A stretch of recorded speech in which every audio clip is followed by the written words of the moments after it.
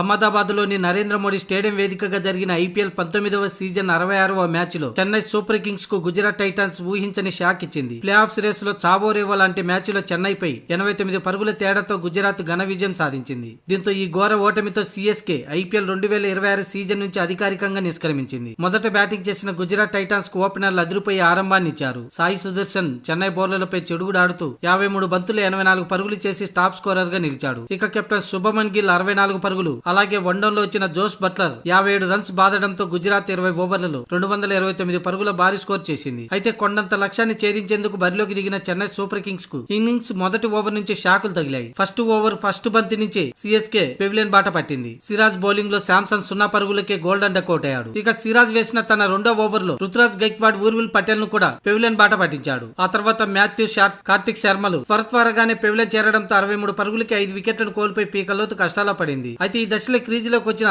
సిక్సర్ల king Sivan Dubey రావడంతోనే స్టేడియంలో విధ్వంసం సృష్టించాడు. 17 బంతుల్లోనే 4 ఫోర్లు 4 సిక్సర్లతో 47 పరుగులు చేసి మ్యాచ్ ని గెలిపించేలా కనిపించాడు. కానీ రషీద్ ఖాన్ బౌలింగ్ లో శుభమన్ గిల్ కి క్యాచ్ ఇచ్చి త్రుటిలో హాఫ్ సెంచరీ మిస్ చేసుకున్నాడు. ఆ తర్వాత వచ్చిన వారి వచ్చినట్టు పెవిలియన్ చేరడంతో కేవలం 140 పరుగులకి ఆల్అౌట్ అయింది చెన్నై సూపర్ కింగ్స్. ఇక మ్యాచ్ అనంతరం తమ ఓటమిపై, అంతేకాదు ఈ సీజన్ నుంచి ఎలిమినేట్ అవడంపై సీఎస్కే కెప్టెన్ రుతురాజ్ గైక్వాడ్ స్పందించాడు. బ్యాటింగ్ బౌలింగ్ లో తమ కంటే మెరుగైన ప్రదర్శన చేసిన గుజరాత్ టైటాన్స్ తమను చిత్తు చేసిందని రుతురాజ్ గైక్వాడ్ అన్నాడు. లక్ష్యం ఎంత ఉన్నా సరే దాన్ని త్వరగా ఛేదించాలనే అనుకున్నాం. అయితే 230 పరుగుల భారీ లక్ష్యాన్ని ఛేదించడం అంత సులువు కాదు. ముఖ్యంగా బలమైన బౌలింగ్ లైనప్ కలిగిన గుజరాత్ టైటాన్స్ పై గెలవడం చాలా కష్టం. అయినా సరే ఎందుకు ప్రయత్నించకూడదని స్వేచ్ఛగా ఆడేందుకు ప్రయత్నించాం గానీ పవర్ ప్లే లో త్వరగా వికెట్లను కోల్పోవడం మ్యాచ్ ఓటమిపై ప్రభావం చూపిందని రుతురాజ్ గైక్వాడ్ అన్నాడు. ఈ క్రెడిట్ అంతా గుజరాత్ జట్టుకే దక్కుతుందని రుతురాజ్ అన్నాడు. ముఖ్యంగా పవర్ ప్లే లో మా బౌలింగ్ అస్సలు బాగోలేదు. గుజరాత్ ఓపెనర్లను అడ్డుకోలేకపోయాం. 200 పరుగుల్లోపే కట్టడి చేసి ఉంటే అవకాశం దక్కి ఉండేది. కానీ పవర్ ప్లే లో బౌలింగ్ లో విఫలమయ్యాం. అంతేకాదు ఈ సీజన్ లో మాకు